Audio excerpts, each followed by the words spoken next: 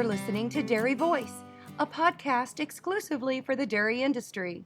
One of our sponsors of the DairyVoice podcast is National DHIA. NDHIA ensures information accuracy and represents their members' interests. They are the direct voice for the dairy information industry. To find out more, go to dhia.org.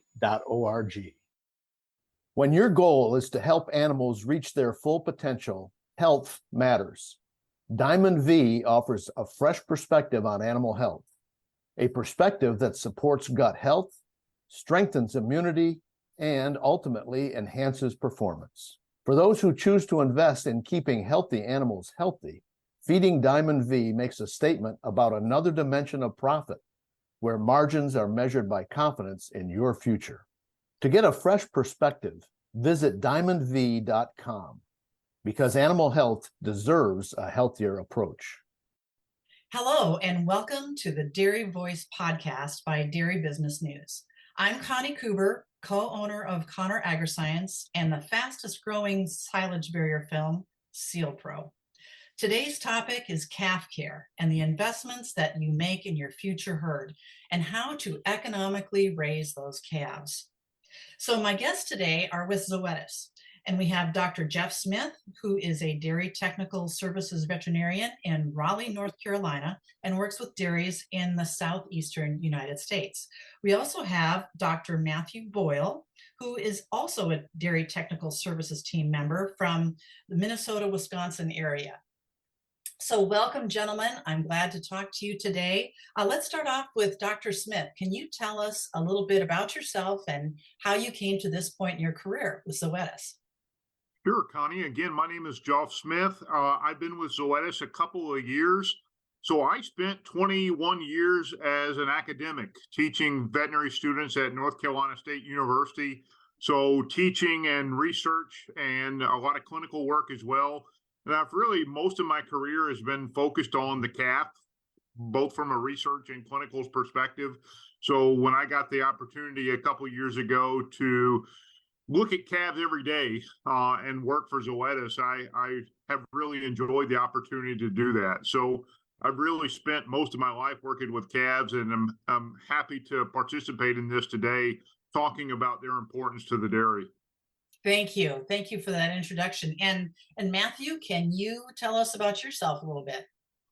I tell people I'm a recovering dairy practitioner. I just celebrated my 20th veterinary school reunion. I'm a 2003 gopher, and following graduation, I did 12 years of essentially 100% dairy practice in Minnesota and Wisconsin. I had a client that milked 8 cows, and I had a client that milked over 2,000 cows and everything in between.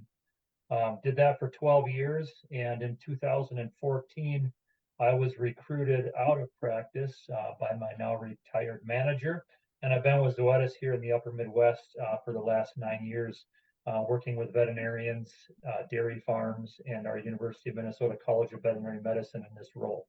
Thank you for that information. I'm a gopher too. Just a real quick story. So I grew up in, actually, we had 2 dairies, one in Lake Elmo until I was in 5th grade. And my dad would have the University of Minnesota veterinary students come and take care of our herd. And Dr. Farnsworth was our veterinarian, and he would roll up in a maroon car, sedan, and tons of student veterinarians would come out and work on our cattle for us. So I appreciate that your background very much. Let's get on with our discussion today about economically raising calves and how we can do a better job with that. So I've got 2 things. I've been told that heifer inventory prices can be the 2nd to 3rd highest output cost for producers. Those producers need to make sure they earn this cost back with successful careers in the milking parlor, which that's what we're after. But that it all starts with calf wellness. The second thing I've been told is that calfhood diseases like scours and pneumonia can cause a very significant decrease in milk production and delays in breeding and calving later in life, which obviously threatens their successful career. So that's kind of what I'd like to talk about a little bit. Dr. Smith, do you have any comments about those 2 statements? Yes, I would say both of those are true. I've spent my career trying to convince people that calves are not just an expense, but really an investment in the future of the dairy. For a long time, we've really fed them as little milk as we can get away with. We raised them very cheaply.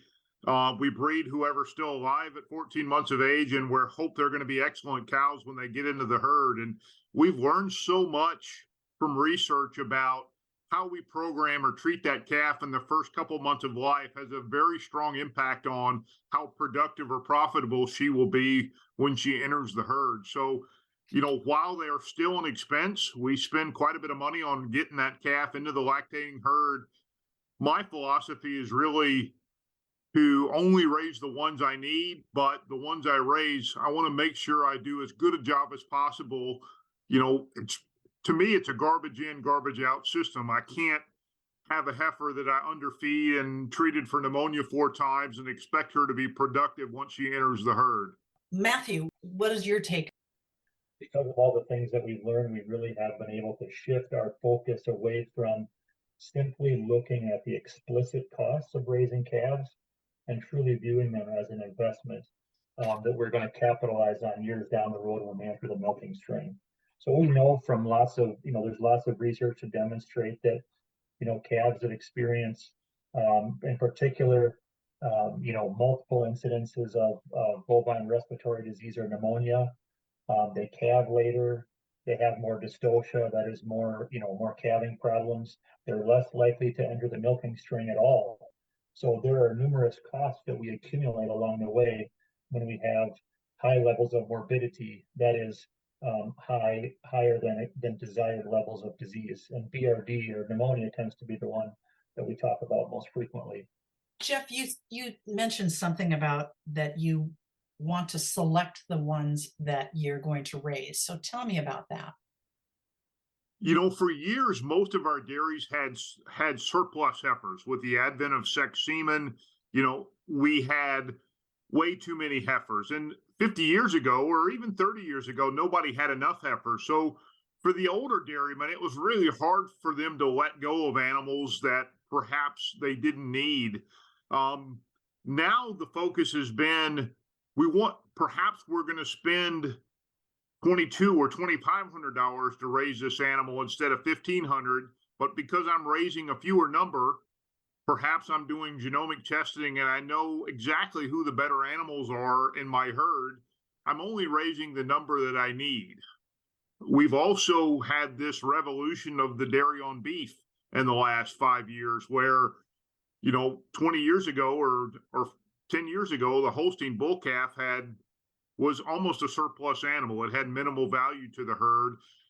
Some of these beef on dairy crosses are going for $600 as soon as they hit the ground, which is a great additional income stream for the dairy. So I'm really an advocate for tracking your heifer inventory, deciding how many replacement animals I need to create on a monthly basis, and then setting my breeding strategies accordingly. But of the ones that I'm going to raise, I'm not going to necessarily do it just as cheaply as I can.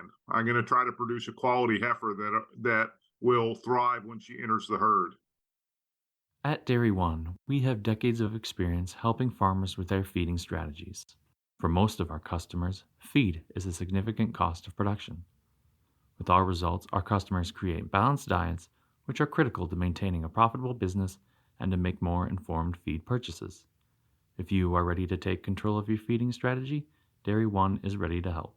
Contact the Dairy One Forage Laboratory by emailing forage@dairyone.com. That's dairyone.com. I was wondering, Matthew, in your area of Minnesota and Wisconsin, how many of your clients are using genomics to determine what animals they're going to keep in their herd, and how successful has that been? I'm going to say that it's probably in the neighborhood of 20%. And it's been a wonderful tool for those dairy farms to think about the medium to long game of profitable dairy farming.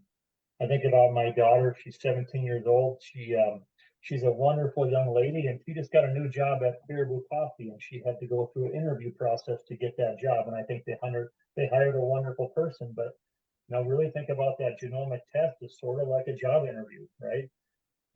with the advent of sex semen and fertility programs like double ovsync, we can almost create heifers at will. So we use that genomic test like a job interview. Are you going to show up and are you going to produce milk profitably? Are you going to get sick or are you not going to get sick? And we can make very informed decisions about those employees that we want on our dairy each and every day. So it's been a great tool to help people make those decisions with a fair bit more certainty than we could in the past. Right. That makes sense. That makes sense to pick the ones that are going to have the most potential for your herd to be profitable, and then take good care of them. Matthew, in your introduction, you talked about, or in your comments, you talked about disease of BRD. And so let's talk about BRD and those other problems that we have with calves as far as illness goes too. And what can you share with our listeners as to how to work with cattle so that we can prevent that, and how to care for it in case it does happen? You have a herd veterinarian that you have a close working relationship with. The herd veterinarian is going to be the person that knows best the intersection between animal health and animal management and all of those sorts of things. And so putting together a preventative strategy with your herd veterinarian can go a long way, along with the rest of the herd management team and the other consultants that you work with, to develop an overarching herd management, herd health strategy that's really focused on disease prevention. Of course, we have lots of other tools and things that we consider, and from a more, boots on the ground, nuts and bolts thing, thinking about, BRD and young calves, probably the number one thing we need to focus on is colostrum delivery. That's one of those things we've made a lot of progress on in my time as a veterinarian as well, but there's still opportunities. So focusing on that colostrum program and that first couple of hours of life is critically important. Beyond that, air quality and environment is critical. We think in the last 20 years, we've seen a lot of calves move from individual housing in hutches into group housing, either in individual pens in a building or auto feeders where you have multiple calves in a shared airspace on an individual feeding station. And while those different types of management strategies have their advantages, they also have their challenges. So really focusing on all those environmental things and can influence the level of disease that we have on our farms. And nutrition is a huge part of that as well. So working with the veterinarian, nutrition, colostrum, environmental factors, and then part of that overall herd health program that you're going to work on with the veterinarian is that vaccination program. We have a number of good vaccines available to us that do a great job at helping protect that calf when she's growing, to prevent BRD and the long-term insidious impacts that has on her performance as well. And we've talked about genomic selection a little bit, and one of the things that we're able to do with genomic selection is we're able to select calves that are less likely to experience certain conditions. And one of those conditions is BRD. So when we're making our genetic selections, doing our job interview, we can select those calves that are less likely to experience BRD. Geof, can you expand on that a little bit? How do we go about selecting those calves genomically better able to withstand this? When you do what we call clarified plus testing, which is available through Zoetis Genetics, we actually give you health traits, both for the cow as well as the calf. And these are based on years of data that the company has generated that we can, based on that animal's genome, we can tell that they're more likely or more predisposed to developing pneumonia, or maybe less predisposed. So not only will you get what we call cow wellness traits, but you get calf wellness traits. What is their livability? How likely are they to survive? How likely are they to get respiratory disease? And how likely are they to get scours? When we've looked at those numbers across several different herds, they almost always correlate where we see the animals genomically that were more likely to be susceptible to respiratory disease. Those are the ones, according to herd records, that get treated most of the time. The ones that were less likely are always treated less of the time. So by looking at that and paying attention to that it's not going to happen overnight. It's going to be years down the road, 2 or 3 years, where I've genetically selected for a population that's more resistant.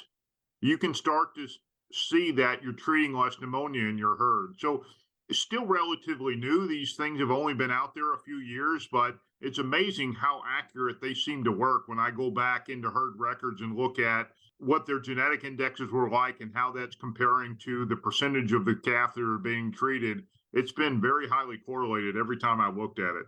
That's interesting.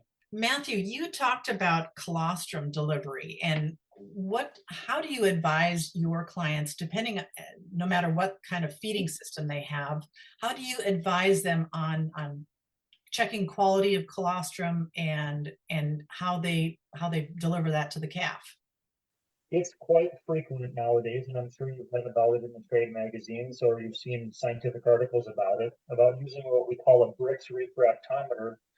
It gives us a measurement. It's a proxy for how rich is this particular colostrum sample in antibodies.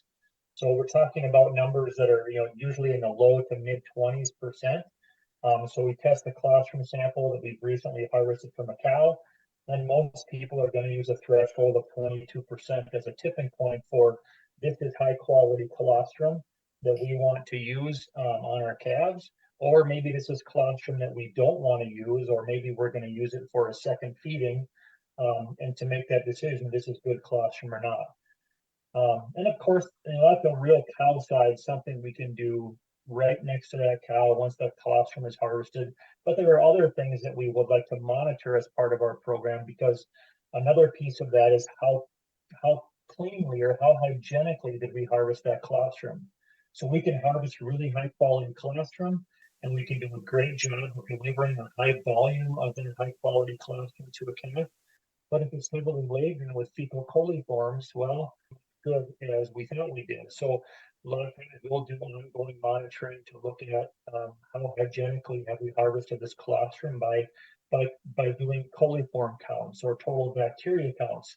And then we can use that as sort of a report card to understand how good is the strategies that we're using to clean all of the milk contact surfaces and the stainless steel bucket, the milk hoses, these sorts of things. And then there's a discussion that needs to be had with each farm about how are we going to feed this colostrum? Are we going to feed it fresh while it's warm? Are we going to refrigerate it and feed it over the next couple of days? Are we going to pasteurize it and then freeze it? So there's lots of other considerations that we'll make on a farm by farm basis. But to your specific question about colostrum quality, we have a very simple objective cow side tool in that Brix refractometer to help us understand the level of antibodies in any particular sample of colostrum.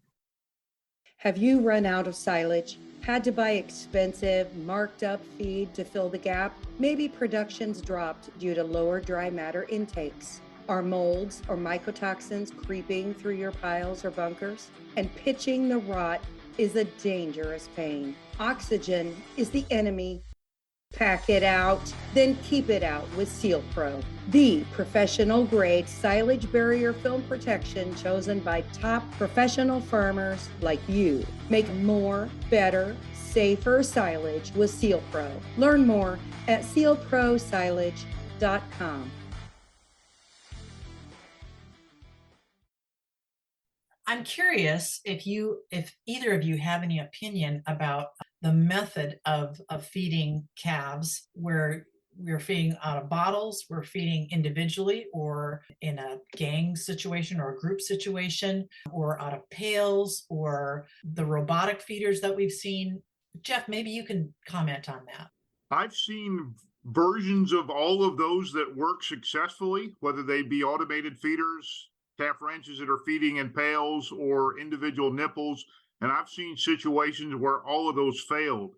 I tend to like bottles better. If somebody were to ask me day one what they recommend, for the simple fact that people are forced to pick up the bottles and wash them, whereas bucket cleanliness often is not quite as good.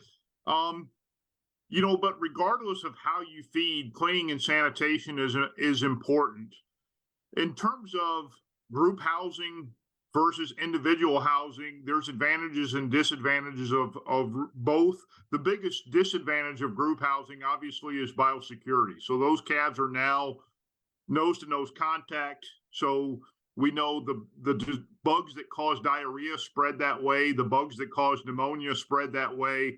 The big advantage is social. They interact more. Certainly from a welfare standpoint, they seem to have some benefit to being in groups. And we can intensively feed them much easier than they can when they're by themselves. Historically, we fed dairy calves twice a day.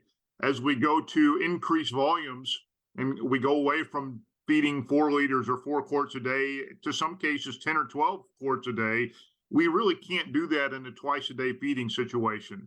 There's good data. Just like we milk a cow 3 times a day, if we feed a calf 3 times a day, they grow a little better than they do with the same amount of milk twice a day. Well, a beef calf drinks 6 to 8 times a day. So how long is it going to be before we find out it should be 4 or 5 or 6 times a day? I can accomplish that with calves on automated feeders and groups. I really am probably not going to ever accomplish that in hutches. But yet for dairies that have a lot of disease pressure, oftentimes disease and death loss can get worse when we go into groups. As a general rule, I tell dairies that if your main motivation for adopting group housing and auto feeders is to save labor, you're probably not going to be very successful. You know, it's not necessarily less work. It's just people doing different things. So it tends to be an individual conversation with the dairy. What's their goals? What's your labor situation in terms of whether I really recommend group housing or whether I recommend them to stay with individual hutches. Because, you know, sometimes the biosecurity advantage of having that calf raised as an individual or maybe in a pair situation has some advantages for minimizing disease, but there's also disadvantages in the way that we can feed them not very frequently, typically. Right, right. Matthew, do you have any comment on that?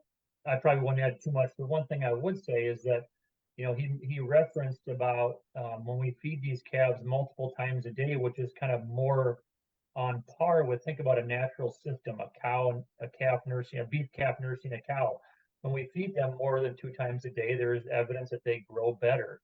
As we think about, you know, the long-term impacts of a calf program, there's a concept called perinatal programming. And what perinatal programming says is that what we do to these calves early in life has a long-term impact. And you can't have that impact if you wait to do it until later. And part of that is if they grow faster in the first approximately 8 weeks of life, well, guess what? We get more milk in first lactation and we get more milk in second lactation. And that's been well established in a number of studies. And so if we think about having to feed calves more than twice a day, that's probably going to be an investment in labor. If we're going to feed a larger volume of milk or milk replacer, that's going to be an investment in additional feed, right? But the payback is that when we make those investments and we capitalize on this concept of what I mentioned as perinatal programming, we get animals that are more productive in 2 years down the road in first lactation and again in second lactation. The same can be said for colostrum delivery. There are studies that have demonstrated that when we do a better job with colostrum, that is, we offer higher volumes of colostrum, thereby delivering higher levels of antibodies and the other important components of colostrum, like white blood cells and certain hormones. We also can impact the milk production capabilities of that animal when she enters the milking string. Especially with the first 72 hours or so, if we are feeding that calf, say three times a day, or maybe 4 times a day, how long will you feed colostrum?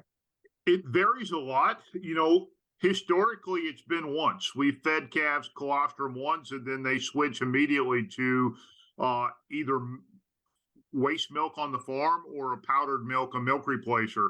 Many dairies are now incorporating a second feeding of colostrum. So they may start with 4 quarts and then 6 hours later, they may give an additional 2 quarts.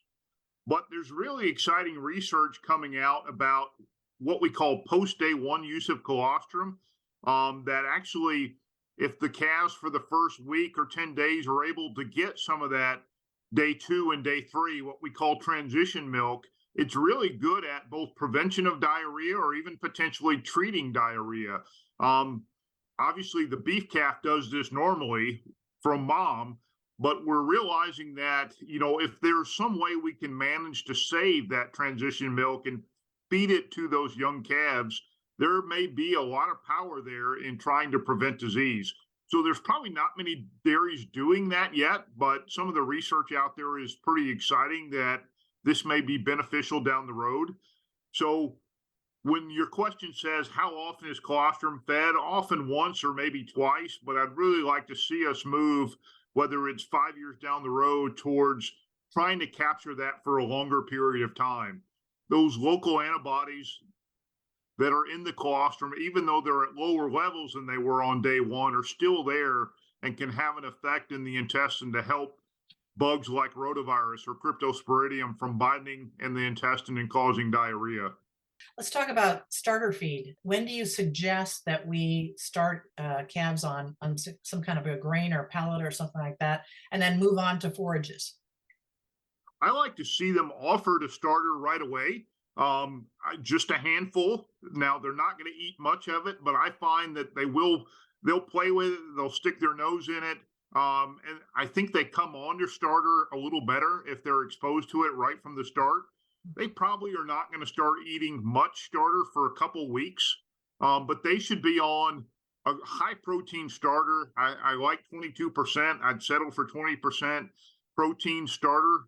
The other thing I would say is I like to see them on that same starter for at least a week or two after we move them out of the hutches. And that just helps, when they get weaned and moved, they go through a social stress. They may get regrouped with other calves. We tend to have an increase in respiratory disease around that time. And to me, just keeping them on that same starter helps minimize the stress associated with also changing food. Typically, we're not going to introduce forages until they're 3 to 4 months of age. And even then, I hope it's not corn silage. We can introduce some chopped hay around that time to help rumen development. But typically, we want to keep them on a starter type diet for the first 3 or 4 months before we introduce silages to these animals. Tell me about that weaning process. That's a difficult time, like you said, through that whole process. How can we make that a little easier for our calves? Stress has a lot of impact on disease, and there are a lot of stresses in the calf's life. Maybe not getting fed regularly. Maybe I'm not getting fed enough and I'm hungry every day. Weather can be a stress. Certainly, regrouping calves involves a social stress. I'm getting vaccinated. There are things like dehorning or castration with dairy on beef bulls that's painful. That's a stress. What I tell dairymen is there's a lot of stresses that this calf is going to be forced to go through, but they don't have to necessarily do them all in the same day. So what I'm trying to get away from is vaccinating the calf the same day I pull it off milk and move it to a different area of the farm. So just trying to minimize these stresses is really critical in limiting disease. So, for example, if I have calves in hutches and I have the ability to leave them in the hutch for a couple weeks after I stop milk, let them get over the stress of losing milk before they get commingled with other calves. Make sure we vaccinate a couple weeks before they're going to get stressed and exposed to other calves, so that vaccine has time to work. When the weather changes, next month, it's going to change here in North Carolina. We're going to have days where it's 75 during the day, but drops in the 40s at night. I really see calves struggle with respiratory disease. Nothing I can do as a dairyman to prevent that, but I know I need to watch them extra carefully. I may even need to use some antibiotics metaphylactically during that period to make sure they don't get sick. So just being aware of the stresses that cause disease, trying to limit the number that occur at one time, and then acknowledging that some stresses I can't avoid, but I know that when they occur, I'm going to have to be extra vigilant to make sure I'm addressing disease that's happening in the herd. Right. Now, Matthew, you're from Minnesota, Wisconsin area, and Geof is from the Southeast. You've got two totally different weather things going on there in the winter. And I understand, I'm from California, and it's not sunny here every day, believe it or not. We can get fog and cold too, but you have some extreme cold to deal with. So can you give our listeners some ideas on how to do all these management practices things and what it's like to do that in the winter, and any suggestions you have? The change of season, the variety that we see. And maybe if you're a calf or a person trying to raise calves, maybe that's not such a wonderful thing.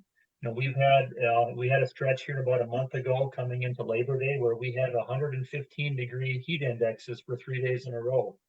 The temperature barely got below 80 degrees for almost 96 hours. And we know what's coming in January. We've got the other polar opposite. And to your question about managing some of these things and the kind of the extremes that we see in the dead of winter, say in January, there are some really simple strategies around making sure that we are using a deep bedding type material like straw. There's some good materials delivered out of the universities looking at are we providing enough straw such that the calves can nest deeply in the straw, that we can't see their legs, will be one strategy. Another one is as simple as a calf jacket, right? A calf jacket can go a long way for these calves, particularly if we're dealing with small calves like jerseys. That calf jacket is going to be really, really important. Here in the upper Midwest, we have to be prepared to alter our breeding strategy as the seasons change. And sometimes weather dictates that we need to be offering, again, half as many calories or half as much a higher plane of nutrition in the depths of winter. So whether that's simply more volume of waste milk, or whether that's an add pack to a milk replacer type strategy, we just have to be ready to adjust our feeding strategies for those calves based on the season. And in the depths of winter, that's critical if we expect those calves to not just stay alive, but also continue to grow. We talked a few minutes ago about the impact of growth on future performance in the milking herd. So I'm going to end with one final question. And how do you know that your calves are on the right track? There's certainly some goals that we shoot for. So typically you can look at a death loss between birth and weaning. We say if you're less than 5%, you're probably at least on the right track. How many calves do you have to treat, whether that's scours, whether that's pneumonia? If you're treating more than 25%, it's probably time to call your veterinarian and at least get their opinion on ways you could improve. If your mortality is at 2% and you're not treating very much, that's at least a good start. Then we look at things like average daily gain between birth and weaning. How are my heifers growing? If I think a good goal is somewhere in the 1.7 to 1.8 pounds per day between birth and weaning. If you're at 1.2, those are hungry heifers. We certainly could be doing better nutritionally. What is your age at first calving? How good are we doing at getting them pregnant? So we have a lot of kind of key performance indicators that would equate to I have a successful calf program, or there's areas that could be improved. Dr. Boyle will have other suggestions, but usually I look at the records, I walk through the calves, talk to the owner, and different owners have different expectations. Is your calf program meeting your expectations? To underscore what Dr. Smith just said, kind of to give our listeners somewhere to go kind of find some of those key performance indicators, the Dairy Calf and Heifer Association has developed what we call some gold standard benchmark sheets. And those were just updated this year. So if you're not a Dairy Calf and Heifer Association member, you can become a member and gain access to those sheets, and that will give you a good starting point for some of the things we look at. And they're great things to look at, and we have to look at them, but a lot of them are numbers that there's a lot of lag built in. And I like to look at things that we can measure in real time that can drive action, kind of in the immediacy. So I can also think about things like, well, as a veterinarian, I hate to admit it, but when do we measure total proteins in calves? We use total proteins to decide how well is our colostrum program working. Well, a lot of times we don't pull out that tool until we already have a calf problem. Well, I guess we better check total proteins, right? And there's a lot of operations that already are monitoring that total protein status on every single calf. I would just close by emphasizing something that we said at the beginning. Calves are not just an expense, but they're really an investment in the future of the dairy. When we look at key performance indicators of the dairy and what relates to profitability, typically milk production is the first one. Farms that produce more milk make more money. But heifer survival rate and quality of those heifers is like third on the list of all the things that we look at. So it's a lot more important than people think. You know, some people make the choice to have their heifers raised by another farm. Just do whatever works best for your situation, but understand that in general, those are your heifers. They're going to come back and be asked to produce in your herd. And if we don't take care of them right from the start, they're probably not going to be very functional animals for you down the road. It's probably natural to focus on the explicit costs of of raising calves, whether you're outsourcing or doing it at home. But we also have to consider the end product. And at the end of the day, the question we have to ask is, are we delivering an appropriately grown heifer at a reasonable age to the close-up pen so that once that animal calves and enters the milking herd, she's able to exhibit her full genetic potential and be a profitable contributing member of the milking herd. And that is where much of the focus, I think, has changed in my 20 years as a veterinarian. We are now better able to look beyond these explicit costs as just that, only cost accumulation, but more so view them as true investments that we will capitalize on later, right? So a lot of the things we've talked about, focusing on colostrum, feeding strategies, genetic selection through genomics, and more intensive breeding programs are a few of those things. And I appreciate the time that you've spent with us here at the DairyVoice podcast. We've been talking today with Dr. Geof Smith, who is a dairy technical services veterinarian in Raleigh, North Carolina, and Dr. Matthew Boyle, who is also a dairy technical services team member for Zoetis from Minnesota and Wisconsin area. Thank you, gentlemen, both. Appreciate all the good points that you brought up today. I hope that our listeners have enjoyed this and have learned something from it, and maybe can give some thought to some things that they can do better to get a better return on investment for those calves. This is Connie Kuber for DairyVoice podcast. I'm the co-owner of Connor Agriscience and Sealpro Silage barrier film. And thank you very much for listening. See you again soon. If you enjoy the DairyVoice podcast, you should also listen to Peggy Coffeen's Up-Level Dairy podcast. Peggy focuses on valuable information for the dairy farmer, and we think you'd like her channel too. The Up-Level Dairy podcast is available on Apple Podcasts, Spotify, and YouTube, or you can go to upleveldairy.com.